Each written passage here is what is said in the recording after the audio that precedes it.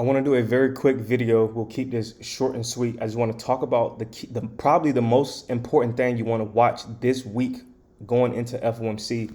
Apple could be the biggest leading indicator that we have right now as far as where the market wants to go. Right now, we have a bit of a breakdown and some strong downside brewing. So what the first thing you want to watch is this bear gap. Does that bear gap get filled, or does it stay open or get filled and hold as resistance and then lead to more downside? Or do they just gap through that gap and cause a monstrous rally? We have to wait and see. So that's going to be your short-term setup. If you're looking for a trade on Apple, that's something in the very short term that you'll want to watch for scalps and quick day trades.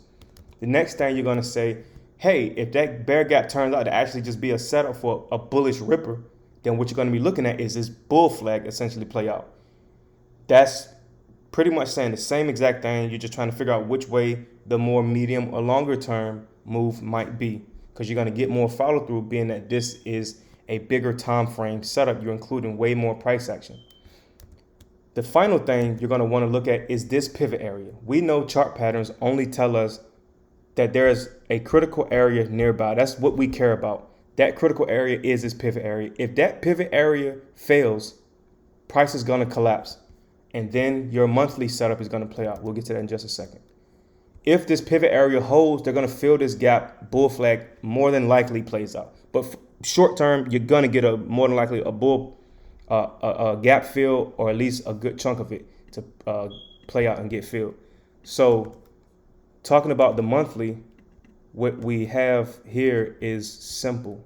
You're just looking at price saying, hey, which way is the monthly going? And if the pivot area fails, the next support point is all the way down here for the most part in the low 200. So you would just be looking for that move to play out.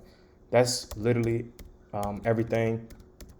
You got short-term analysis, medium-term analysis, and then even a higher time frame analysis, a longer-term analysis with the monthly. So that's pretty much everything you want to watch. If Apple goes, SPY, QQQ go.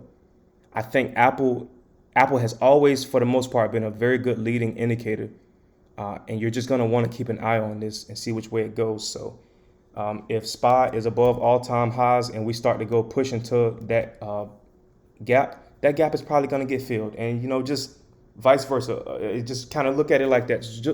What I'm saying is keep an eye on Apple. Whatever this does, SPY more than likely will follow it, regardless of what happens at FOMC. We already kind of know what's going to happen. And there might even be a surprise. But if there is a surprise, we know the chart is telling us that what the surprise might be.